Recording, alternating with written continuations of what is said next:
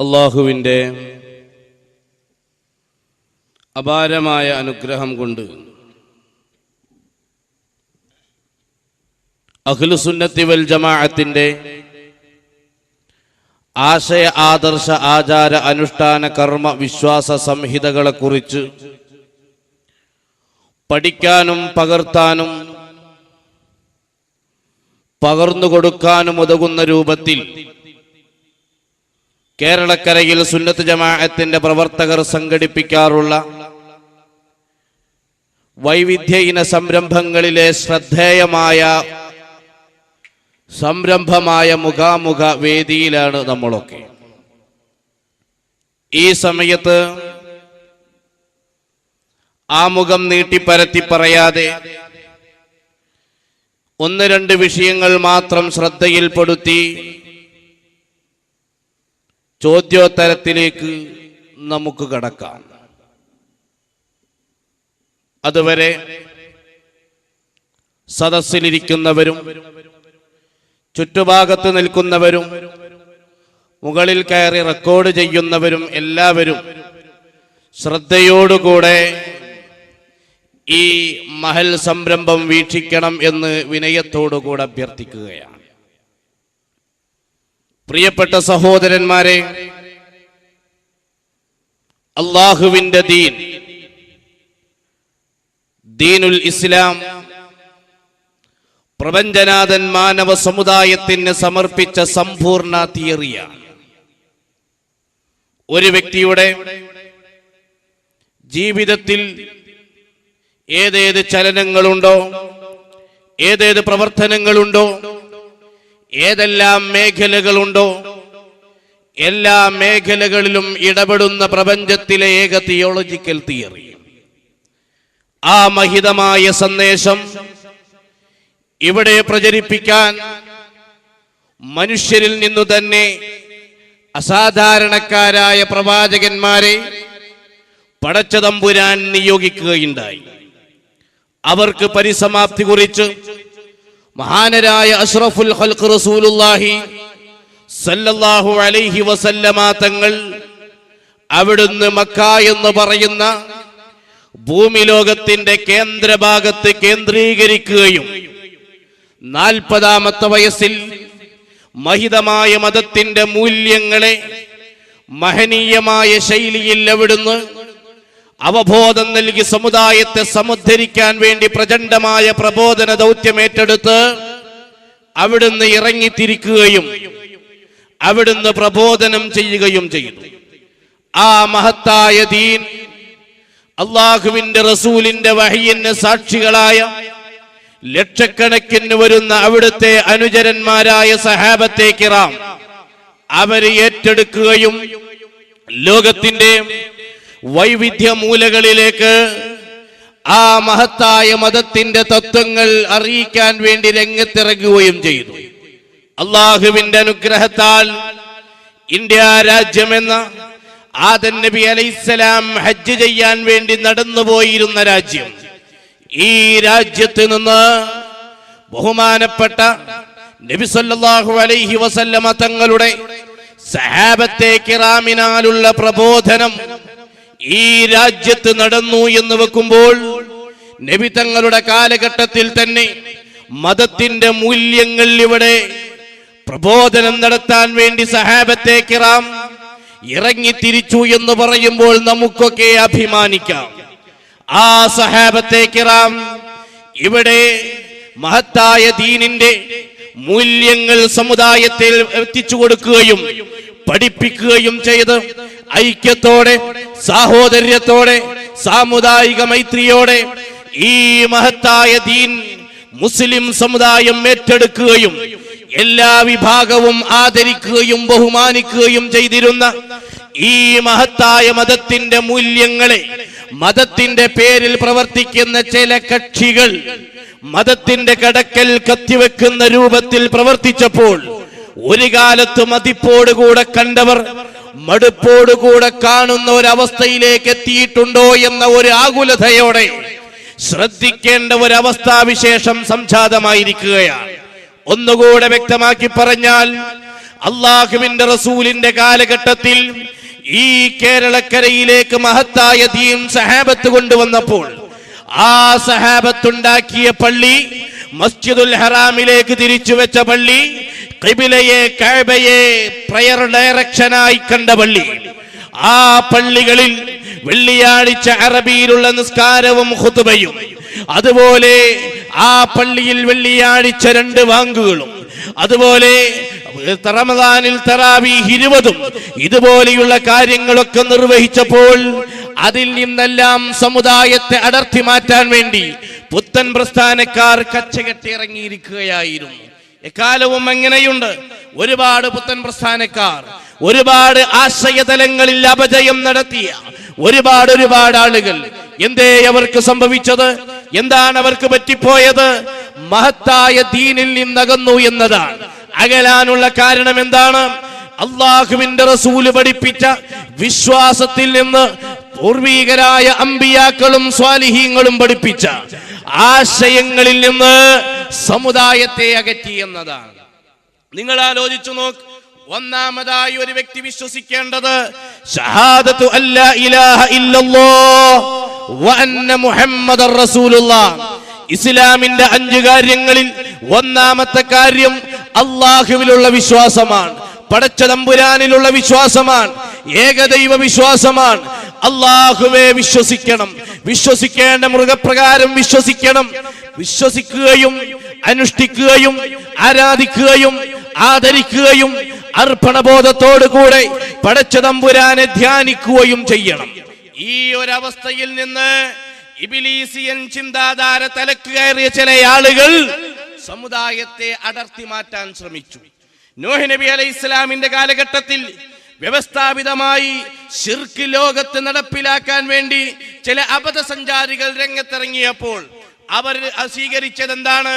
അവർ ആരാധിക്കാൻ വേണ്ടി ഒരു പ്രതിഷ്ഠയെ, കൈയുള്ള, കാലുള്ള, തലയുള്ള, കണ്ണുള്ള, മൂക്കുള്ള, നാക്കുള്ള ഒരു പ്രതിഷ്ഠയെ കാണുകയാണ് ചെയ്തതെങ്കിൽ അതേ രൂപത്തിലാണ് മക്കയിലെ മുശ്രിക്കുകൾ അബൂജഹലും ഉത്ബത്തും ശൈബത്തും അങ്ങനെ ഒരുപാട് ആളുകൾ ചെയ്തതെങ്കിൽ കയ്യും കാലും കണ്ണും നാക്കും മൂക്കുമുള്ള അർശിൽ പ്രതിഷ്ഠിച്ച ഒരു സാങ്കല്പിക പ്രതിഷ്ഠയായി പടച്ച തമ്പുരാനെ കുറിച്ച് വികലമായ വിശ്വാസം ഇവിടെ ചില കക്ഷികൾ വരുത്തുകയുണ്ടായി. അള്ളാഹുവിന് അവയവങ്ങളുണ്ടെന്നവർ പറഞ്ഞു, അള്ളാഹു ആകാശത്താണെന്നവർ പറഞ്ഞു. നിങ്ങൾ ആലോചിച്ചു നോക്ക്. മുജാഹിദ് പ്രസ്ഥാനത്തിന്റെ നേതാവായ സക്കരിയ സലാഹി എന്ന് പറയുന്ന വ്യക്തി, അദ്ദേഹം അള്ളാഹുവിന് അവയവങ്ങളുണ്ട് എന്ന് പറയുന്നത് നോക്കൂ നിങ്ങൾ. അദ്ദേഹം പറയട്ടെ, ഇനി സുഹൃത്തുക്കളെ, അള്ളാഹ്ക്ക് അവയവങ്ങളുണ്ടെന്നും അള്ളാഹ്ക്ക് ആകൃതി ഉണ്ടെന്നും ഒക്കെ മുജാഹിദുകൾ വിശ്വസിക്കുന്നു എന്നാണ് ഈ മുസ്ലിയാക്കന്മാർ പറയുന്നത്. അള്ളാഹ്ക്ക് അവയവങ്ങളുണ്ട് എന്നുള്ളത് ശരിയാണ്, അത് ഖുർആനിൽ വന്നിട്ടുള്ള കാര്യമാണ്. സൃഷ്ടികളെ പോലെ എന്തെങ്കിലും ഒരു ആകൃതി പടച്ചവനുണ്ടെന്ന് ഞങ്ങൾ പറഞ്ഞിട്ട്. അള്ളാഹുവിന് അവയവങ്ങൾ ഉണ്ടെന്നത് ശരിയാണ്, അത് ഖുർആൻ പറഞ്ഞതാണ്. ഖുർആനിൽ ഒരു സ്ഥലത്തും അള്ളാഹ്ക്ക് അവയവങ്ങളുണ്ട് എന്ന് കാണൂല. കാരണം അവയവങ്ങൾ ഉണ്ടാവുക ഒരു തടിയുടെ പ്രത്യേകതയാണ്. അള്ളാഹുവിന് കയ്യിലേക്ക് ആവശ്യമില്ല, അള്ളാഹുവിന് കാലിലേക്ക് ആവശ്യമില്ല, നടക്കേണ്ടതിലേക്ക് ആവശ്യമില്ല, ഇരിക്കേണ്ടതിലേക്ക് ആവശ്യമില്ല. ഇവരെന്ത് ചെയ്തു? ആദ്യം അള്ളാഹുവിന് വലത്തെ കയ്യും ഇടത്തെ കയ്യുണ്ട് എന്ന് പറഞ്ഞു. എന്നിട്ട് ഒരു കയ്യിൽ ആകാശം ഒരു കയ്യിൽ ഭൂമിയും പിടിച്ച് നിൽക്കുകയാണ് ഇത്രേ അള്ളാഹു. അങ്ങനെ കുറെ ഇങ്ങനെ കഴിഞ്ഞപ്പോ നമ്മളെ സക്കരിയ സലാഹിക്ക് പടച്ച തമ്പുരാനോടൊരു സഹതാപം തോന്നി. ഭാരമുള്ള 2 വസ്തുക്കൾ 2 കരങ്ങളിൽ പിടിച്ചാൽ വല്ലാത്ത വിഷമല്ലേ, ഉടനെ തന്നെ ഒന്ന് കൂട്ടിപ്പിടിച്ചോട്ടെ എന്നുള്ള നിലയ്ക്ക് സക്കരിയ സലാഹി പുളിക്കൽ വെച്ച് അദ്ദേഹം ജമിയത്തുൽ ഉലമന്റെ ആളുകളൊക്കെ ഒരുമിച്ച് കൂടിയിട്ട് തീരുമാനിച്ചു, അള്ളാഹ്ക്ക് ഇടത്തെ കയ്യാണ് ഒഴിവാക്കിയിട്ട് അത് വലത്തെ ഭാഗത്തേക്ക് വെച്ചുകൊടുത്ത 2 ഒന്നായല്ലോ. അപ്പോ അള്ളാഹു താലാക്ക് 2 വലത്തെ കയ്യാണ്, അഥവാ ഇടത്തേതില്ലെന്നും അവർ തീരുമാനിച്ച് യോഗം കൂടി 99. അഫ്ഗാനിൽ അവിടെ വെടിവെക്കുക. ഇവരെ പരിപാടി അള്ളാന്റെ ഈ കൈയെടുത്ത് ഇങ്ങോട്ട് വെക്കുക, ഈ കൈയെടുത്ത് ഇങ്ങോട്ട് വെക്കുക. ഈ രൂപത്തിൽ പടച്ച തമ്പുരാനെ കുറിച്ച് വികലമായി വിശ്വസിച്ച് ഇപ്പൊ എന്താണ് ചർച്ച? അള്ളാഹ്ക്ക് ഊരുണ്ടോ അല്ലേ എന്നുള്ളതാണ്. ഒരു വിഭാഗം പറഞ്ഞു അള്ളാഹ്ക്ക് ഊരുണ്ട്. അപ്പൊ മറ്റേ വിഭാഗം പറഞ്ഞു നമ്മൾ അങ്ങനെ പറയേണ്ട, കാരണം ഊരുണ്ടെങ്കിൽ പിന്നെ ലിംഗനിർണയം നടത്തേണ്ടി വരും എന്നാണ്. ഈ നിലക്ക് പടച്ചവനെ കുറിച്ച് വികലമായ വിശ്വാസം വെച്ച് പുലർത്തുകയാണ് ഒരു വിഭാഗം ആളുകൾ. അത്തരം ആളുകളെ കുറിച്ച് ഇമാം ഗസ്സാലി റളിയല്ലാഹു അൻഹു ശരിയായ അള്ളാഹുവിലുള്ള വിശ്വാസിയായി അവരെ പരിഗണിക്കാൻ കഴിയുകയില്ല എന്ന് നിർദ്ദേശിച്ചതായി കാണാം, പറഞ്ഞതായി കാണാം. അതാണ് അള്ളാഹുവിനെ കുറിച്ചുള്ള വിശ്വാസം. അതുപോലെ പടച്ചവൻ ആകാശത്താണെന്ന് വേറൊരു മൗലവി, ആ മൗലവി പറയുന്നത് നോക്കൂ നിങ്ങൾ, ബാലുശ്ശേരി മൗലവി, അദ്ദേഹം പറയട്ടെ, ആകാശത്തിലായതുകൊണ്ട് എങ്ങനെ അല്ലെ പിന്നെ എല്ലായിടത്തിലും ആണ് ഇങ്ങനല്ലേ, ഇങ്ങനെ ഇങ്ങനെ ഇങ്ങനെ ആർക്കും മനസ്സിലാവും. അപ്പോ അള്ളാഹു ഉപരിലോകത്താണെന്ന് പഠിപ്പിക്കുന്ന ഖുർആൻ അള്ളാഹു ആകാശത്തായത് കൊണ്ടല്ലേ ഇങ്ങനെ, അല്ലെങ്കിൽ എല്ലായിടത്തും ഇങ്ങനെ ഇങ്ങനെ ഇങ്ങനല്ലേ കാണിക്കേണ്ടതെന്നാണ്. ദ്വാർക്കുന്ന സമയത്ത് നമ്മൾ കൈ ഉയർത്തുന്നത് അള്ളാഹു ആകാശത്തായതുകൊണ്ടാത്രേ. എന്നാ നിങ്ങൾ ആലോചിച്ച് നോക്കൊരു ഹദീസിലില്ലേ, അള്ളാഹുവിന്റെ റസൂല് പറയുന്നു ഒരു മനുഷ്യൻ അള്ളാഹുവോട് ഏറ്റവും അടുക്കുന്നത് സുജൂദിലാണ് എന്നാ. ഖിയാമിലല്ലേ അടുക്കേണ്ടത്? ആകാശത്താണെങ്കിൽ നൃത്തത്തിലല്ലേ അടുക്കേണ്ടത്? സുജൂദിലാണ് അടുക്കുക, നെറ്റിന്റെ ഒട്ടിലാ പടച്ചോ. അപ്പൊ അങ്ങനെ പറയാൻ പാടില്ല എന്നതാണ്. ഇത് ഇസ്ലാമിന്റെ തത്വമാണ്. എന്റെ പ്രിയപ്പെട്ടവരെ, പടച്ചവൻ ഇന്ന ഭാഗമുണ്ടെന്ന് പറയാൻ പാടില്ല. അങ്ങനെ പറയാൻ പാടില്ല എന്ന് സുന്നികൾ അന്നും ഇന്നും പറഞ്ഞു. മഹാനരായ ഇബ്നു അബ്ബാസ് റളിയല്ലാഹു അൻഹുയെ പോലെയുള്ള ആളുകൾ, പഴയ കാലത്തുള്ള മുൻഗാമികളായ സഹാബത്ത് മുതൽ അന്നു മുതൽ ഇന്ന് വരെയുള്ള ആളുകൾ പഠിപ്പിച്ച തിയറിക്ക് അഹ്ലുസുന്നത്തി വൽ ജമാഅത്തിന്റെ സ്വാത്വികരായ സലഫു സ്വാലിഹീങ്ങൾ അവര് പഠിപ്പിച്ച ആശയ ആദർശങ്ങൾക്ക് വിരുദ്ധമായ കാഴ്ചപ്പാട് വെച്ചു പുലർത്തി വിശുദ്ധ ഖുർആനിനെയും പടച്ചവനെയും കുറിച്ച് തെറ്റിദ്ധാരണ സമുദായത്തിന്റെ ഇടയിൽ പരത്തിയപ്പോൾ എന്തുണ്ടായി? ഇവിടെയുള്ള മറ്റു സുഹൃത്തുക്കൾ പോലും, മറ്റു മതത്തിന്റെ ആളുകൾ പോലും ഖുർആനിനെ തെറ്റിദ്ധരിച്ചു. ജെറി തോമസ് എന്ന് പറയുന്ന ക്രിസ്ത്യാനി പണ്ഡിതൻ, അദ്ദേഹം രണ്ട് വിഷയങ്ങൾ എടുത്ത് എം അക്ബർ എന്ന് പറയുന്ന വ്യക്തി ഒരു കാലത്ത് പടച്ച തമ്പുരാൻ അള്ളാഹുവിന്റെ അവയവങ്ങളില്ല, അർശിലിരിക്കുക എന്ന് പറയാൻ പാടില്ല എന്ന് പറഞ്ഞ വ്യക്തി, അമ്മോശനായ എ.പി. അബ്ദുൽ ഖാദർ മൗലവി കണ്ണുരുട്ടി പേടിപ്പിച്ചപ്പോൾ അതിൽ പേടിച്ച് താൻ എഴുതിയതെല്ലാം വെട്ടിമാറ്റി അള്ളാഹ് കൈയുണ്ട്, കാലുണ്ട്, അർശിലിരിക്കുകയാണ് എന്നൊക്കെ പറഞ്ഞപ്പോൾ ഈ ക്രിസ്തീയ സഹോദരൻ ഖുർആനിനെ പരിഹസിക്കാനുള്ള ഒരു വടി കൊടുക്കുകയാണ് ചെയ്തത്. ആ വ്യക്തി പറയുന്നത് നോക്കൂ നിങ്ങൾ. എന്നാൽ ഖുർആന്റെ ഉപദേശം എന്താണ്? ഖുർആന്റെ ഉപദേശത്തിലേക്ക് വരുമ്പോൾ അവിടെ ആകെ ഒരു സംശയമാണ്. ജനാബ് അക്ബർ മൗലവി ഒരു കാലത്ത് പഠിപ്പിച്ചുകൊണ്ടിരുന്നു, അള്ളയ്ക്ക് ജഡമുണ്ടെന്ന് പറയുന്നവൻ അവൻ അവിശ്വാസിയാണ്, അവൻ കാഫറാണ്, അത് ജാതികീയ ചിന്തയാണ് എന്ന് ജനാബ് അക്ബർ മൗലവി ഈ കേരളത്തിൽ ഒരു കാലത്ത് പഠിപ്പിച്ചിരുന്നുവെങ്കിൽ, അതേ ജനാബ് അക്ബർ മൗലവി തന്നെ ഇന്ന് പറയുന്നത് അള്ളയ്ക്ക് കൈയുണ്ട്, കാലുണ്ട്, ശരീരമുണ്ട്, ശിരസ്സുണ്ട്, സിംഹാസനമുണ്ട്. എന്താണ് കാരണം? അന്ന് ജനാബ് അക്ബർ മൗലവി പറഞ്ഞത് ഖുർആന്റെ അടിസ്ഥാനത്തിലാണ്. ഇന്ന് ജനാബ് അക്ബർ മൗലവി പറയുന്നതും ഖുർആന്റെ അടിസ്ഥാനത്തിൽ തന്നെയാണ്. സൂറ കാലികൾ 6:102 മുതൽ 103 വരെയുള്ള വാക്യങ്ങളിലും സൂറ കൂടിയാലോചന 42 51 വാക്യത്തിലും അള്ളാഹു അദൃശ്യനാണ് എന്നുള്ളൊരു ധ്വനി നമുക്ക് കിട്ടുന്നുണ്ട്. അതിന്റെ അടിസ്ഥാനത്തിലാണ് ജനാബ് അക്ബർ മൗലവി പണ്ടൊരിക്കൽ പറഞ്ഞത് അള്ളയ്ക്ക് ദൃശ്യമായ ഒരു രൂപമില്ല. എന്നാൽ സൂറ 10:3 വാക്യത്തിൽ അള്ളാഹു സിംഹാസനത്തിൽ ഇരിക്കുന്നു. സൂറ 55 26 മുതൽ 27 വരെയുള്ള വാക്യത്തിൽ അള്ളാഹുവിനൊരു മുഖമുണ്ട്. സൂറ 48 10 അള്ളയ്ക്ക് കൈയുണ്ട്.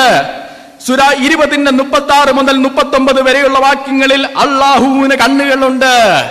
ഒരു കാലത്ത് ജനാബ് അക്ബർ മൗലവി ഇതൊക്കെ ആലങ്കാരികമാണ് എന്ന് പറഞ്ഞിരുന്നുവെങ്കിൽ, ഇന്ന് അതേ ജനാബ് അക്ബർ മൗലവി പറയുന്നത് ആലങ്കാരികമായി നമുക്ക് വ്യാഖ്യാനിക്കുവാൻ കഴിയില്ല, ഇത് അക്ഷരാർത്ഥത്തിൽ തന്നെ വിശ്വസിക്കണമെന്നാണ്. ജനാബ് അക്ബർ മൗലവിക്ക് അള്ളാഹുവിന് ദൃശ്യമായ ഒരു രൂപമുണ്ടോ ഇല്ലയോ എന്ന് ചോദിച്ചാൽ 2 കാലഘട്ടത്തിൽ അദ്ദേഹത്തിന് 2 ഉത്തരമാണ്, ബൈബിളിന് ഒരു ഉത്തരമേ ഉള്ളൂ. എന്നാൽ പ്രിയ സ്നേഹിതരെ, ജനാബ് അക്ബർ മൗലവിയുടെ ഇന്നത്തെ വ്യാഖ്യാന ശാസ്ത്രം എടുക്കുകയാണെങ്കിൽ ജനാബ് അക്ബർ മൗലവി പറയുന്നത് ഇതെല്ലാം നാം അക്ഷരാർത്ഥത്തിൽ തന്നെ ഖുർആനിൽ നിന്ന് വായിക്കണമെന്നാണ്. കഷ്ടമെന്ന് പറയട്ടെ, ജനാബ് അക്ബർ മൗലവിയുടെ വ്യാഖ്യാന ശാസ്ത്രം നാം അതേപോലെ എടുക്കുകയാണെങ്കിൽ സൂറ 28-88 പറയുന്നത് അല്ലാഹുവിന്റെ മുഖമൊഴികെ സകലവും നശിച്ചു പോകും. അള്ളയുടെ കൈകാലുകൾ നഷ്ടപ്പെട്ട്, അള്ളയുടെ ദേഹം ശിരസിൽ നിന്ന് വിച്ഛേദിക്കപ്പെട്ട്, മുഖം മാത്രമായി. ജനാബ് അക്ബർ മൗലവി പറയുന്നത് എല്ലാം നമ്മൾ അങ്ങ് അക്ഷരാർത്ഥത്തിൽ വ്യാഖ്യാനിക്കണമെന്നാണ്. അതുകൊണ്ട് അക്ഷരാർത്ഥത്തിൽ വ്യാഖ്യാനിക്കുന്നു എന്നേ ഉള്ളൂ. ജനാബ് അക്ബർ മൗലവിയുടെ അതേ വ്യാഖ്യാന ശാസ്ത്രം എടുക്കുകയാണെങ്കിൽ ഏറ്റവും അവസാനം അല്ലാഹു ശിരസിൽ നിന്ന് ഉടൽ വിച്ഛേദിക്കപ്പെട്ട് കൈകാലുകൾ നഷ്ടപ്പെട്ടവനായി മുഖം മാത്രമായി ശേഷിക്കുന്ന ഏതോ ഒരു ആത്മാവാണ്. ഇത് നമ്മുടെ ദൈവം അല്ലേ? അല്ല.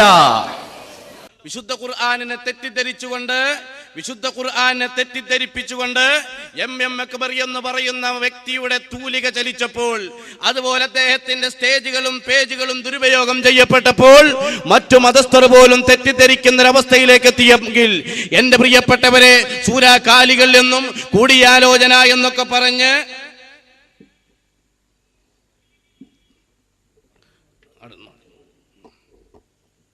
കൂടിയാലോചന എന്നൊക്കെ പറഞ്ഞ് നമ്പർ പറയുന്നത് ഇവരുടെ പുസ്തകങ്ങൾ നോക്കിയിട്ടാണ്. ഇവരുടെ പുസ്തകങ്ങളും ഇവരുടെ പ്രസിദ്ധീകരണങ്ങളും വായിച്ചുകൊണ്ടാണ്. പടച്ച തമ്പുരാന്റെ ഖുർആനിൽ അള്ളാഹുവിന് കൈയുണ്ട് എന്നില്ല, കണ്ണുണ്ട് എന്നില്ല, കാലുണ്ട് എന്നില്ല, അവയവങ്ങളുണ്ട് എന്നില്ല. മതത്തെ തെറ്റിദ്ധരിപ്പിച്ചതാണ് എന്റെ പ്രിയപ്പെട്ടവരെ. പടച്ചവനെ കുറിച്ച് മോശമായി ചിത്രീകരിച്ചു. എത്രത്തോളം? സക്കരിയ സലാഹിനോട് ഒരിക്കൽ ചോദിച്ചു, സ്ത്രീധനം ഹറാമാണെന്ന് ഖുർആനിലുണ്ടോ? അപ്പൊ അതിന് മൂപ്പര മറുപടി, ഇങ്ങനെ ഒരു മുസീബത്ത് വരുമെന്ന് ഇപ്പൊ അള്ളാഹ്ക്ക് എങ്ങനെ അറിയോ? അപ്പൊ ഇവരെ പടച്ചവന് ഭാവി അറിയില്ല. സമയമില്ലാത്തത് കൊണ്ട് അതിലേക്ക് കടക്കുന്നില്ല. എല്ലാ ക്ലിപ്പുകളും അതിന്റെ വിഷയങ്ങളൊക്കെ ഉണ്ട്. പടച്ച തമ്പുരാന് മലയാളം അറിയില്ല എന്ന് വരെ പറഞ്ഞവരുണ്ട്. കുറെ ആളുകൾ കണ്ടതായിരിക്കും, എന്നാലും ഒന്നിട്ട് കൊടുക്കുക. പടച്ച തമ്പുരാനെ കുറിച്ച് നിസ്കരിക്കുന്ന സമയത്ത് എന്താ നിങ്ങൾ മലയാളത്തിൽ ആക്കാത്തത്? അല്ല മലയാളിയല്ല, അറബി മുപ്പരിക്ക് തിരിയും. ജനങ്ങൾക്ക് മതം പഠിപ്പിക്കാനാണ് ഖുതുബ. അപ്പൊ ചില ചോദ്യം എന്താ, എന്നാ പിന്നെ ബാങ്ക് മലയാളത്തിലായി കൂടെ, നിസ്കാരം മലയാളത്തിലായി കൂടെ? അതിനെപ്പറ്റി നിങ്ങളൊന്ന് മനസ്സിലാക്കുക. നിസ്കാരം എന്തുകൊണ്ട് മലയാളത്തിലാക്കുന്നില്ല? അള്ളാഹു മലയാളി അല്ലാത്തത് കൊണ്ട്. അള്ളാഹു മലയാളിയാണ്. അള്ളാഹിന്റെ മുമ്പിലാണ് നിസ്കരിക്കുന്നത്. നിസ്കരിക്കുന്നവന്റെ തഖ്വയും സൂക്ഷ്മതയും അറിയേണ്ടത് ആരാ? അള്ളാഹുവാണ്. ആ അള്ളാഹ്ക്ക് അറബി അറിയാം. അതുകൊണ്ട് നിസ്കാരം പരിഭാഷപ്പെടുത്തേണ്ടതില്ല. നിസ്കാരം എന്തുകൊണ്ട് മലയാളത്തിലാക്കുന്നില്ല? അള്ളാഹു മലയാളി അല്ലാത്തത് കൊണ്ട്. ഇനി നോക്കൂ നിങ്ങൾ, അല്ലാഹു തആല അർശിലിരിക്കുന്നവരാണ് എന്ന് പറഞ്ഞു. പടച്ച തമ്പുരാൻ ഒന്നാമത്തെ ആകാശത്തേക്ക് പാതിരാക്ക് ഇറങ്ങുമെന്ന അശാസ്ത്രീയമായ വിധി പ്രഖ്യാപിച്ചു. മൂന്നാമത് പടച്ച തമ്പുരാന് കയ്യും കാലും കണ്ണും നാക്കും മൂക്കും ഊരയുണ്ടോ ഇല്ലേ എന്നുള്ള തർക്കവും ഈ സമുദായത്തിന്റെ ഇടയിലേക്ക് ഇട്ടുകളഞ്ഞു. നാലാമതായിട്ട് പടച്ച തമ്പുരാന് ഭാവി അറിയില്ല എന്നുള്ളതിലേക്ക് എത്തപ്പെട്ടു. അഞ്ചാമതായി പടച്ച തമ്പുരാന് ഭാഷയും തിരിയില്ല എന്നുള്ളതിലേക്ക് എത്തി. ഈ ഭാഗത്തുള്ള ഒരാള് ദ്വാരക്കാണ്, പടച്ചോനെ കടം കൊണ്ട് വിഷമിക്കാണ്, നീ ഞങ്ങൾക്ക് സാമ്പത്തികമായി സഹായിക്കണം, അള്ളാഹുവേ എന്റെ രോഗം ശിഫയാക്കണം എന്ന് പറഞ്ഞാൽ പടച്ചോൻ ചോദിക്കും, ആ നാട്ടുകാരേലും ഉണ്ടോ? എന്തോ ഒന്ന് ചോദിച്ചാണ്, എനിക്ക് തിരിഞ്ഞിട്ടില്ല. ട്രാൻസ്ലേഷൻ ആള് വേണ്ടി വരൂലേ പ്രിയപ്പെട്ടവരെ? അതിലേക്ക് വരെ എത്തിച്ചില്ലേ പടച്ച തമ്പുരാനെ. ചുറ്റുഭാഗത്തുനിന്ന് വീക്ഷിക്കുന്ന അന്തംഗമ്മികളായ മുജാഹിദ് സഹോദരന്മാരെ, എന്റെ പ്രിയപ്പെട്ട സുഹൃത്തുക്കളെ, നിങ്ങൾ ശരിക്കും ശ്രദ്ധിക്കണം വിഷയം. ഇങ്ങനെ പടച്ചവനെ കുറിച്ച് വിശ്വസിക്കാൻ പറ്റുമോ? അള്ളാഹുവെ കുറിച്ച് വിശ്വസിക്കാൻ പറ്റുമോ? പടച്ച തമ്പുരാനെ കൊണ്ട് ഇങ്ങനെ വിശ്വസിച്ചാൽ എന്താണ് അവസ്ഥ? ലാ ഇലാഹ ഇല്ലല്ലാഹ് എന്ന ആദർശവാക്യത്തിൽ മായം ചേർത്തിരിക്കുകയാണ്. ഇനി രണ്ടാമത് എന്റെ പ്രിയപ്പെട്ട സഹോദരന്മാരെ, ഒരാൾക്കുള്ളത് മുഹമ്മദുർ റസൂലുള്ളാഹ്. സൃഷ്ടികൾക്ക് സൃഷ്ടാവിൽ നിന്ന് ദിവ്യബോധനം, ആനുകൂല്യങ്ങൾ, അനുഗ്രഹങ്ങൾ വാങ്ങി വരാൻ നിയുക്തരായ പടച്ച തമ്പുരാന്റെയും സൃഷ്ടികളുടെയും ഇടയിലുള്ള മധ്യവർത്തി അഷ്റഫുൽ ഖൽഖ് റസൂലുള്ളാഹി ആ നബി സല്ലല്ലാഹു അലൈഹി വസല്ലമ തങ്ങളെ കുറിച്ച് എന്താണ് വിശ്വസിക്കേണ്ടത്? എങ്ങനെയാണ് വിശ്വസിക്കേണ്ടത്? വമാ ആതാകുമുർ റസൂലു ഫഖുദൂ. അല്ലാഹുവിന്റെ റസൂൽ എന്തെങ്കിലും കൊണ്ടുവന്നാൽ അത് അംഗീകരിക്കുകയും അല്ലാഹുവിന്റെ റസൂൽ എന്ത് തിരസ്കരിക്കാൻ പറഞ്ഞു ജീവിതത്തിൽ നിന്ന് കൈയൊഴിക്കുകയും ചെയ്യുക എന്നത് ഒരു വ്യക്തിയെ സംബന്ധിച്ചിടത്തോളം എന്റെ പ്രിയപ്പെട്ട സഹോദരന്മാരെ നാം ചിന്തിക്കേണ്ട പ്രധാനപ്പെട്ട വിഷയമാണ്. അല്ലാഹു ഖുർആനിൽ പറഞ്ഞു, വമാ കാന ലിമുഅ്മിനിൻ വലാ മുഅ്മിനത്തിൻ ഇദാ ഖല്ലല്ലാഹു വറസൂലുഹു അംറൻ അയ്യകൂന ലഹുമുൽ ഖിയറത്തു മിൻ അംരിഹിം. അല്ലാഹുവും റസൂലും ഒരു കാര്യം തീരുമാനിച്ചാൽ, നിർദ്ദേശിച്ചാൽ മറ്റൊന്ന് ചിന്തിക്കാൻ പാടില്ല, മറിച്ച് ചിന്തിക്കാൻ പാടില്ല, അത് സ്വീകരിക്കണം, ചോദ്യം ചെയ്യാൻ പാടില്ല. CP ഉമർ സുല്ലമി എന്ന് പറയുന്ന വയസ്സായ മുജാഹിദ് മൗലവി പറയുന്നത് നോക്കൂ. അദ്ദേഹം പറയും, ചോദ്യം ചെയ്യപ്പെടാത്തവൻ പടച്ചവൻ മാത്രമാണ്. വേറെ ആര് ചെയ്താലും ചോദിക്കണം എന്തിനാണ്? ആര് ചെയ്താലും ശരി. അതല്ല, നിങ്ങൾ ചോദ്യം ചെയ്യാതെ കണ്ട് ഒരുത്തരെ അന്ധമായി നിങ്ങൾ അനുകരിക്കുന്നുവെങ്കിൽ അവന് ദിവ്യത്വം കൽപ്പിച്ചു എന്നതിന്റെ അർത്ഥം. അവൻ ദൈവമാക്കിയിരിക്കുന്നു നിങ്ങൾ. അത് ആര് ചെയ്താലും ചോദിക്കണം. മുഹമ്മദ് നബി തന്നെയാണല്ലോ ഏറ്റവും അടുത്തത്. മുഹമ്മദ് നബി ചെയ്താലും ചോദിക്കണം എന്തിനാ ചെയ്തത്. കാരണം മുഹമ്മദ് നബി ഒരു മനുഷ്യനാണ്. മനുഷ്യൻ നിലക്ക് ചെയ്തതാണെങ്കിൽ മനുഷ്യൻ നിലക്ക് നമുക്കും ചില അഭിപ്രായങ്ങൾ ഉണ്ടാവും. വേറെ കണ്ടോ, ബഹുമാനപ്പെട്ട നബി സല്ലല്ലാഹു അലൈഹി വസല്ലമ തങ്ങൾ ഒരു കാര്യം ചെയ്താൽ എന്തിനാണ് ചെയ്തത് എന്ന് ചോദിക്കണം. കാരണം മുഹമ്മദ് നബി ഒരു മനുഷ്യനാണ്. എന്ന നിലക്ക് പറഞ്ഞിട്ടുണ്ടെങ്കിൽ നമ്മളും മനുഷ്യരാണ് എന്ന നിലക്ക് നമ്മൾക്കും വേറെ തീരുമാനങ്ങൾ ഉണ്ടാകുമെന്ന് ഈ സമുദായത്തിൽ പ്രചരിപ്പിക്കുന്നുവെങ്കിൽ ഇസ്ലാമിന്റെ പ്രവാചകരെ കുറിച്ച് അങ്ങനെ ചിന്തിക്കാൻ പാടുണ്ടോ? അള്ളാഹുവിന്റെ റസൂലിനെ ചോദ്യം ചെയ്യാൻ പാടുണ്ടോ? നബി തങ്ങൾ എന്തു പറഞ്ഞാലും വമാ യന്തിഖു അനിൽ ഹവാ ഇൻ ഹുവ ഇല്ലാ വഹ്യുൻ യൂഹാ. അള്ളാഹുവിന്റെ റസൂൽ ഒരിക്കലും സ്വന്തം താല്പര്യത്തിനനുസരിച്ച് മറ്റുള്ളവരെ അടിച്ചേൽപ്പിക്കുന്നവരല്ല. അവിടുന്ന് പറയുന്നത് മുഴുവനും പടച്ച തമ്പുരാന്റെ നിർദ്ദേശമാണ്. ചോദ്യം ചെയ്യണം എന്ന ഈ വഹാബിയൻ തിയറി എവിടെ നിന്നാണ് വന്നത്? അബ്ദുല്ലാഹ് ബിൻ അംർ റളിയല്ലാഹു അൻഹു എന്ന സഹാബി, അവിടുന്ന് എന്റെ പ്രിയപ്പെട്ട സഹോദരന്മാരെ, ബഹുമാനപ്പെട്ട നബി സല്ലല്ലാഹു അലൈഹി വസല്ലമ തങ്ങളിൽ നിന്ന് എന്ത് കേട്ടാലും മുഴുവനും എഴുതിയെടുക്കും. അങ്ങനെയുള്ളവരാണ് സഹാബികൾ.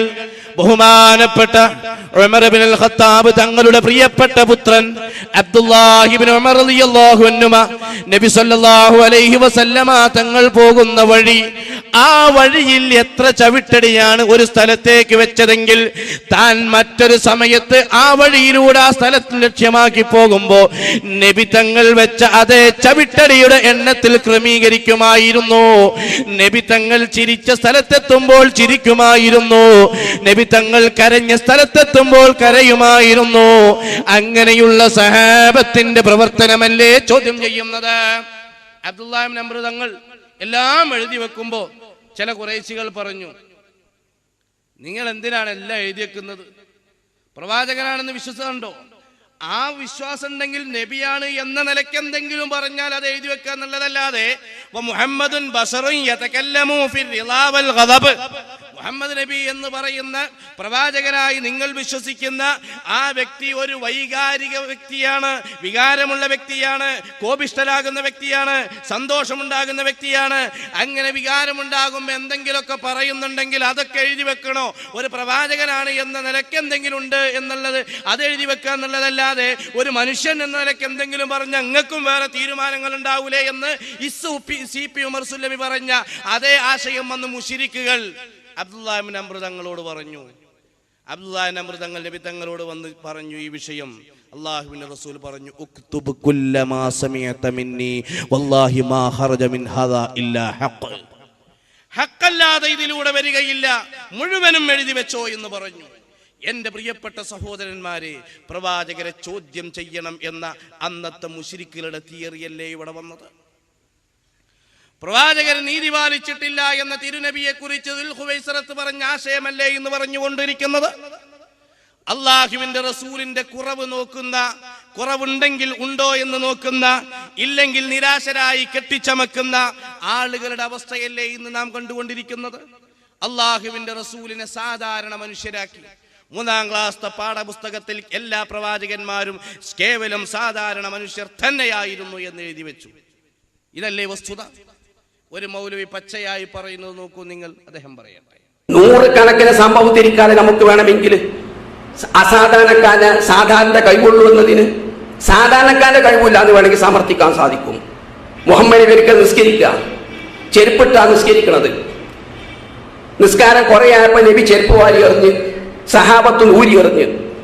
നിസ്കാര ശേഷം എന്താണെന്ന് ചോദിച്ച് നബിസാസം പറഞ്ഞ്, എനിക്ക് പഠിച്ചോ വഹി ഇറക്കി ആ ചെരുപ്പിന്റെ ചുവട്ടില നജസ് ഉണ്ട് എന്നുള്ളത്. നജസ് ഉണ്ട്, അതുകൊണ്ട് ഞാൻ എറിഞ്ഞതാണ്. എന്തിനെങ്കിലും എറിഞ്ഞോ ചോദിച്ചു. അപ്പൊ നബി ഇത്തിബാ ചെയ്യാൻ വേണ്ടി ചെയ്തതാന്ന് അറിഞ്ഞു. അപ്പൊ ഞാൻ പറഞ്ഞോണ്ട് ചെരുപ്പിന്റെ താഴെ നജസ് വരെ മുഹമ്മദ് നബിക്ക് അറിയാൻ സാധിച്ചോ? പക്ഷെ നിങ്ങൾക്ക് ചിലപ്പോൾ അറിയാൻ സാധിച്ചെന്ന് വരും. എങ്ങനെയെങ്കിലും മാസിനെ അല്ലെങ്കിൽ എന്തൊക്കെ ഇതോ നോക്കിയിട്ട് നിങ്ങളെ ചെരുപ്പിന്റെ അടിയുള്ള നജസ് നിങ്ങൾക്ക് മനസ്സിലാക്കാൻ സാധിച്ചു വരും. പക്ഷെ മുഹമ്മദ് നബിക്ക് മനസ്സിലാക്കാൻ സാധിച്ചോ? അപ്പൊ ഒരിക്കലും ഇതൊക്കെ ചൂഷണം ചെയ്യുക സുഹൃത്തുക്കളെ. അവൻ നബി സല്ലല്ലാഹു അലൈഹി വസല്ലമ തങ്ങൾ സാധാരണ മനുഷ്യനാണ്, അല്ല ഒരു സാധാരണക്കാരന്റെ അറിവ് പോലും കഴിവ് പോലും അള്ളാഹുവിന്റെ റസൂലിനില്ല എന്ന് അബ്ദുസ്സലാം സുല്ലമി എന്ന മൗലവിയാണത്. അതിന് വേറെ ആളാ നിങ്ങൾ തെറ്റിദ്ധരിക്കരുത്.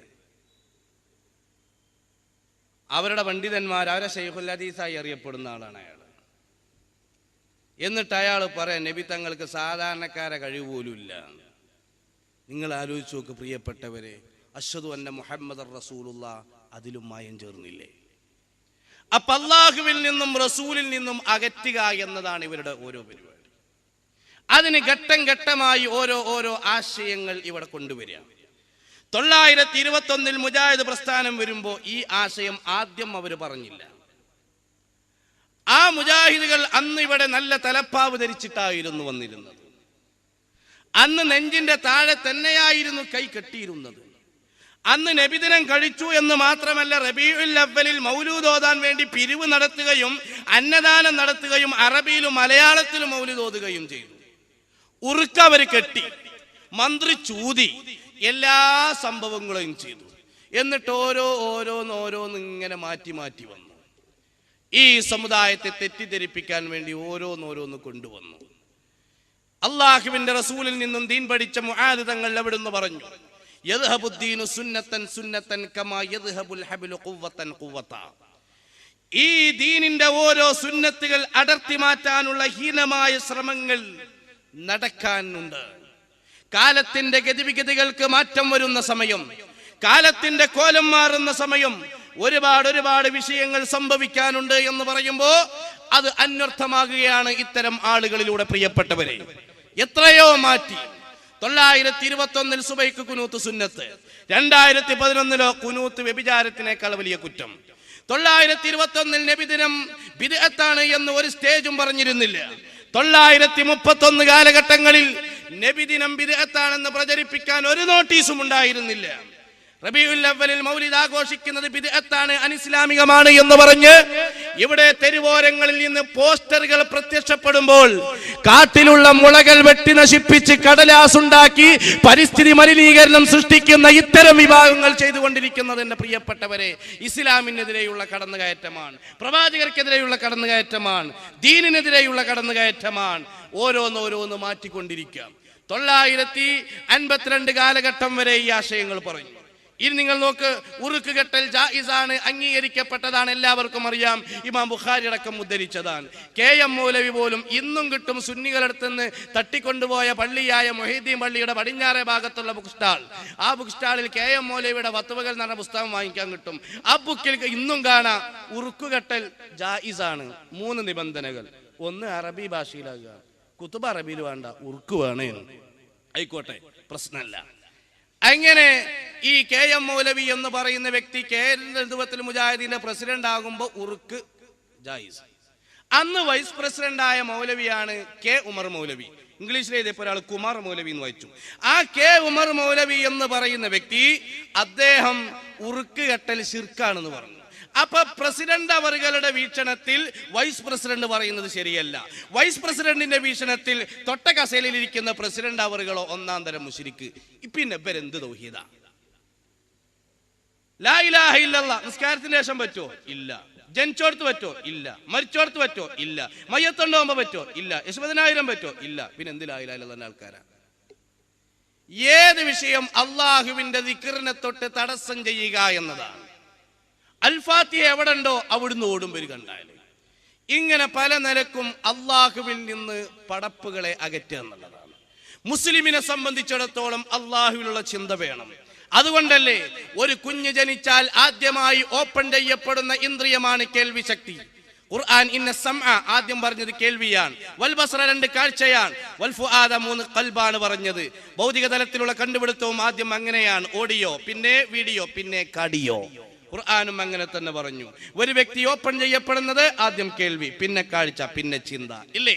ആദ്യമായി ഓപ്പൺ ചെയ്യപ്പെടുന്ന കേൾവി ശക്തിയിലേക്ക് ആദ്യമായി ചെല്ലേണ്ട കലിമത്ത് അല്ലാഹ് എന്ന കലിമത്താണ്, ലാ ഇലാഹ ഇല്ലല്ലാഹ് അല്ല, അല്ലാഹു അക്ബറാണ്. എന്തുകൊണ്ട്? ഒരാളുടെ ജീവിതം തുടങ്ങേണ്ടത് അല്ലാഹ് എന്ന കലിമത്ത് കൊണ്ടാണ്. ഒരാളുടെ അവസാനത്തിൽ വേണ്ടതോ ലാ ഇലാഹ ഇല്ലല്ലാഹ്, അല്ലാഹ് എന്ന കലിമത്താണ്. അല്ലാഹു അക്ബർ അല്ല, ലാ ഇലാഹ ഇല്ലല്ലാഹ്. അപ്പൊ അല്ലാഹ് കൊണ്ട് തുടങ്ങി അല്ലാഹ് കൊണ്ട് അവസാനിപ്പിക്കുക എന്ന തത്വമാണെങ്കിൽ പടച്ച തമ്പുരാനിലേക്ക് അടുപ്പിക്കുന്ന പ്രവർത്തനവുമായി സുന്നത്ത് ജമാഅത്തിന്റെ പ്രവർത്തകർ അത് നിർവഹിക്കുന്നു, വാങ്ക് വിളിക്കുന്നു. ജനിച്ചെടുത്ത് വാങ്ക് വിളിക്കാൻ പാടില്ല എന്നുവരെ ഇവരുടെ മൗലവിമാര് പ്രചരിപ്പിക്കുന്നത് കാണാം. സക്കരിയ സലാഹി പറയുന്നത് നോക്കൂ, അദ്ദേഹം പറയട്ടെ. പ്രസവത്തോടനുബന്ധിച്ച് കുട്ടിയുടെ ചെവിയിൽ ബാങ്കും ഇഖാമത്തും വിളിക്കുന്നത് സുന്നത്താണോ? അബ്ദുസത്താർ ഖത്തീഫ്. യഥാർത്ഥത്തിൽ ഹദീസ് ഉണ്ടായത്, ആ ഹദീസുകളൊക്കെ ദുർബലാണ്. അതിനെക്കുറിച്ച് പഠനം നടത്തിയിട്ടുള്ള ആളുകൾ അത് വ്യക്തമായി പറഞ്ഞിട്ടുണ്ട്. പക്ഷെ ഹദീസുകൾ പലതും കണ്ടതുകൊണ്ട് സഹിഹാണെന്ന് വിചാരിച്ചിട്ട് പല ഫുഖഹാക്കളും അത് സുന്നത്താണെന്ന് പറഞ്ഞിട്ടുണ്ട്. ഇസ്ലാഹി പ്രസ്ഥാനം ആദ്യകാലത്ത് ബാങ്ക് ഉണ്ട്, സുന്നത്ത് ഇഖാമത്തില്ല എന്ന് നമ്മളൊക്കെ ചെറുപ്പത്തിൽ അങ്ങനെയാണ് പറഞ്ഞത്. പക്ഷേ ബാങ്കും യഥാർത്ഥത്തിൽ ആ ഹദീസിൽ തന്നെ പറഞ്ഞിട്ടുള്ളതാണ്. ബാങ്കിനും വേറെ പ്രത്യേക ഹദീസൊന്നുമില്ല, ഹദീസുകളെല്ലാം ദുർബലമാണെന്ന് ആധുനിക ഹദീസ് പണ്ഡിതന്മാർ സലക്ഷ്യം തെളിയിച്ചിട്ടുണ്ട്. അതുകൊണ്ട് അങ്ങനെ ഒരു സുന്നത്തില്ല, ഒന്നുമില്ല. കുട്ടി ജനിച്ചാല് കുട്ടിക്ക് മധുരം തൊട്ട് കൊടുക്കലുണ്ട്, തഹനീക്ക് എന്ന് പറയും, തേനോ എന്തെങ്കിലും ഒന്ന് അതുണ്ട്. ആൺകുട്ടിയാണെങ്കിൽ സുന്നത്ത് വയ്ക്കലുണ്ട്. പിന്നെ 7-ാം ദിവസം മുടി കളയുക, പേരിടുക, അഖീഖ അറുക്കുക, ഇതുണ്ട്. ആദ്യം കൊടുത്തിരുന്നു ഇത്രേ, ഇപ്പൊ കൊടുക്കണില്ല. എന്തിനാ ആദ്യം കൊടുത്തത്? ആദ്യം കൊടുത്തതിന് തൗബ ചെയ്യണ്ടേ? അങ്ങനെ ഇവർ ഓരോന്നോരോന്ന് പറഞ്ഞു പെടുക, അങ്ങനെയൊക്കെയാണ് ഇവരെ സാധാരണ ഗതിയിലുള്ളത്. ഇപ്പൊ നമ്മളാ ചില പറയാറുണ്ട്, ഒരു അൽബിയാജി അറിയുന്ന ഒരാളുണ്ടായിരുന്നു. അയാളെ മുറ്റത്ത് വലിയൊരു പ്ലാവ് മുളച്ചു.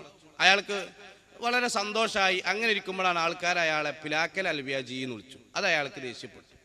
ഉടനെ തന്നെ ആ പേര് പോകാൻ വേണ്ടിയിട്ട് അയാൾ പ്ലാവ് മുറിക്കുക. പ്ലാവ് മുറിച്ച ഉടനെ തന്നെ ആളുകൾ വിളിക്കൽ തുടങ്ങി, കുറ്റിപ്പിലാക്കൽ അൽബിയാജി, കുറ്റിപ്പിലാക്കൽ അൽബിയാജി. പേര് പോകാൻ വേണ്ടിയിട്ടാണ് ചെയ്തത്. പക്ഷെ ചെയ്ത് നോക്കുമ്പോൾ ഏറെക്കുളമായി. അവസാനം എവിടുന്നൊക്കെ JCB വിളിച്ചെടുന്നിട്ട് ഉള്ളതൊക്കെ എന്തായി, പുഴക്കി പോയി. ഇനി ആ പേര് പോട്ടെ, കുറ്റിയടക്കം പുഴക്കി. അപ്പോൾ ആൾക്കാർ കുയിപ്പിലാക്കൽ അൽബിയാജി, കുയിപ്പിലാക്കൽ അൽബിയാജി. ഇങ്ങനെ ഓരോന്നോരോന്ന് ചെയ്യണോടത്തോളം പെടും ചില ആൾക്കാർ. അതിൽപ്പെട്ട ആളുകളാണ് ഇവർ. വലാ മജ്ലിസൻ ഇല്ല പടൽത്ത എന്ന് പറഞ്ഞ പോലെ ഏതൊരു മജ്ലിസാണോ ഇവർ പെടുകയല്ലാതെ. നിങ്ങൾ ആലോചിച്ച് നോക്കി, എന്ത് പറഞ്ഞാലും ക്ലിപ്പാ. ബാലുശ്ശേരി തൊള്ള പൊളിച്ചോ അപ്പ ക്ലിപ്പാണ്, ക്ലിപ്പാ. ഇങ്ങനെയല്ലേ ഇവരൊക്കെ അവസ്ഥ. അപ്പോൾ പടച്ചോനെ പേടില്ലെങ്കിൽ ക്ലിപ്പിനേലും പേടിച്ചൂടെ? നിങ്ങൾ ആലോചിച്ച് നോക്കൂ. എത്രയോ വിഷയങ്ങളുണ്ട്, സമയമില്ലാത്തതുകൊണ്ട് അതിലേക്ക് കടക്കുന്നില്ല. ഇൻഷാ അല്ലാഹ് ചോദ്യോത്തര വേളയിൽ ആവശ്യമായ ക്ലിപ്പുകളിൽ നമുക്ക് പ്രകടിപ്പിക്കാവുന്നതാണ് എന്ന് ഓർമ്മപ്പെടുത്തുന്നു. എൻ്റെ പ്രിയപ്പെട്ട സഹോദരന്മാരെ, വിഷയങ്ങൾ മനസ്സിലാക്കുകയും പഠിക്കുകയും ചെയ്യുക എന്നത് അനിവാര്യമാണ് എന്ന് ഈ സമയത്ത് ഉണർത്തുകയാണ്. വിശാലമായി പറയേണ്ടതാണ്. പക്ഷേ മുഖാമുഖത്തിൽ വിഷയാവതരണം വിഷയമല്ലാത്തത് കൊണ്ട് തന്നെ പ്രധാനമായിട്ടുമുള്ള വിഷയമാണ് മുഖാമുഖത്തിൽ ചോദ്യോത്തരം എന്ന് പറയുന്നത്.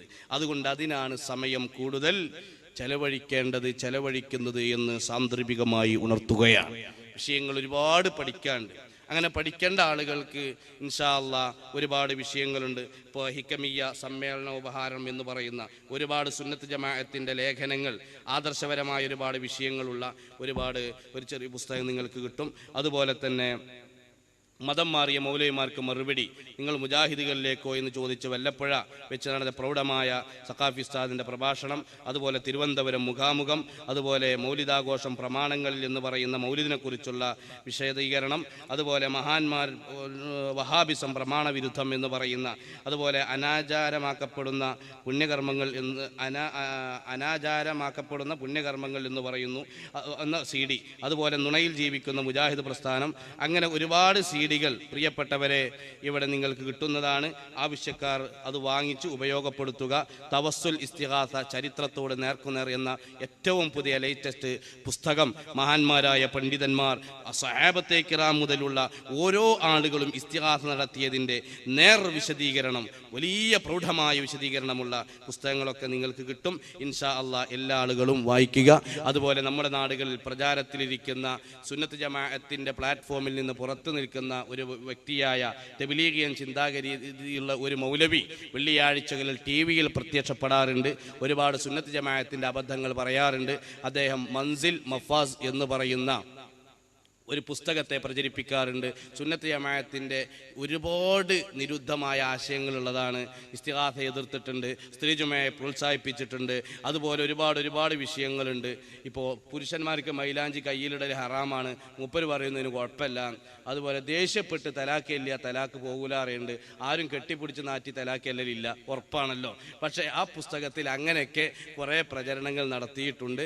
അതുകൊണ്ട് അതിൻ്റെ നിജസ്ഥിതി അറിയാൻ പറ്റുന്ന പുസ്തകം നിങ്ങൾക്ക് കിട്ടുന്നതാണ്. എൻ്റെ സുഹൃത്ത് അബ്ദുൾ റഷീദ് സഖാഫി മേലാറ്റൂർ എന്ന് പറയുന്ന വ്യക്തി എഴുതിയ പുസ്തകമാണ്. നിങ്ങൾക്കൊക്കെ വായിക്കാവുന്നതാണ് എന്ന് ഓർമ്മപ്പെടുത്തുന്നു. എല്ലാം ഉപയോഗപ്പെടുത്തണം എന്ന് നിർദ്ദേശിച്ചുകൊണ്ട് ഇനി നടക്കാനുള്ളത് മുഖാമുഖമാണ്. മുഖാമുഖം കേരളക്കരയിൽ 400-ലധികം സ്ഥലങ്ങളിൽ നടത്തപ്പെട്ട ആശയ പഠന രംഗത്തെ ശ്രദ്ധേയമായ സംരംഭമാണ്. ആളുകൾക്ക് ഇഷ്ടം പോലെ ചോദിക്കാൻ, ഒരു ചോദ്യം ചോദിച്ച് അടുത്ത ഓട്ടോറിക്ഷയ്ക്ക് കയറിപ്പോണം എന്ന് ആരും പറയാറില്ല. അപ്പൊ ഇഷ്ടം പോലെ ചോദിക്കാനും ഒരുപാട് അവസരങ്ങൾ നൽകുന്ന വിഷയമാണ് മുഖാമുഖം. ഒരുപാട് കാലം മുമ്പ് തുടങ്ങി വെച്ചതാണ്. ആളുകൾ ഏത് വിഷയവും ചോദിക്കാം. ചോദിക്കുന്ന വിഷയവും മൂല്യവത്താവണം, ആദർശപരമായ ചോദ്യമാവണം. അല്ലെങ്കിൽ പല ആളുകൾക്കും ചോദിക്കാലോ, മഴ വർഷിക്കുന്നത് എന്തിനാണ്?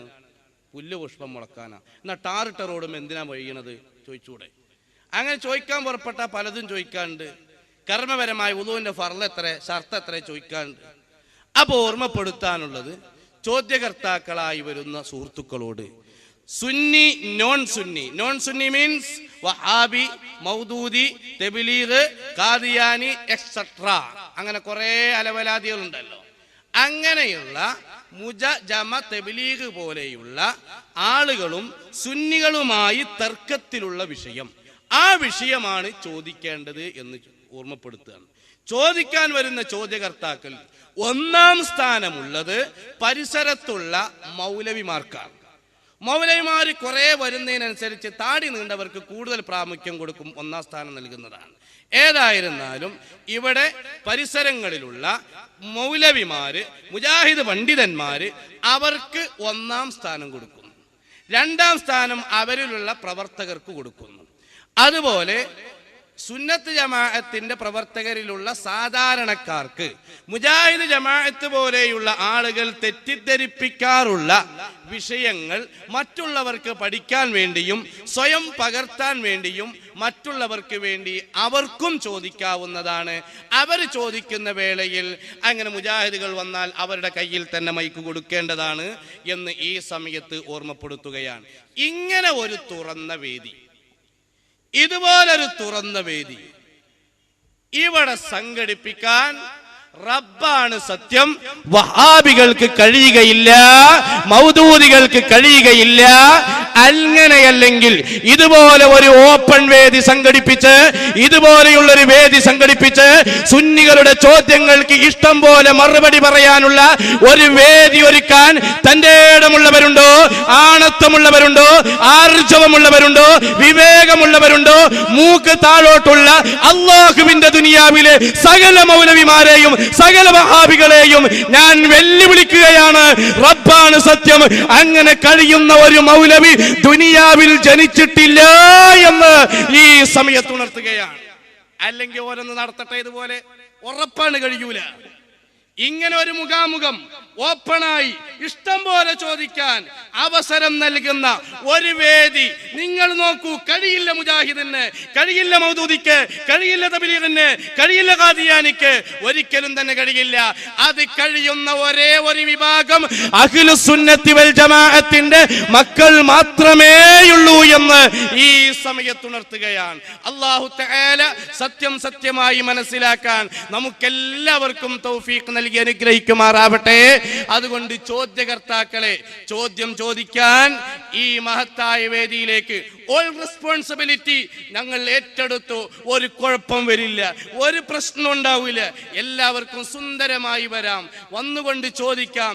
ചോദിക്കാനുള്ള അവസരം നിങ്ങൾക്കെല്ലാവർക്കും ഞങ്ങൾ നൽകിക്കൊണ്ട് യജമാനനായ റബ്ബുൽ ഇസ്സത്ത് അല്ലാഹു സുബ്ഹാനഹു വ തആല നമുക്കെല്ലാവർക്കും സത്യം സത്യമായി മനസ്സിലാക്കാനും തിന്മ ജീവിതത്തിൽ നിന്ന് കൈയൊഴിക്കാനും അഴുതായ്മകളിൽ നിന്ന് അകന്നു നിൽക്കാനും നമുക്കെല്ലാവർക്കും തൗഫീഖും സാഹചര്യവും നൽകി അനുഗ്രഹിക്കുമാറാവട്ടെ എന്ന് മാത്രം ഈ സമയത്ത് ഉണർത്തിക്കൊണ്ട് വാഖിർ ദഅവാന അനിൽ ഹംദുലില്ലാഹി റബ്ബിൽ ആലമീൻ. അസ്സലാമു അലൈക്കും വറഹ്മത്തുള്ളാഹി തആല.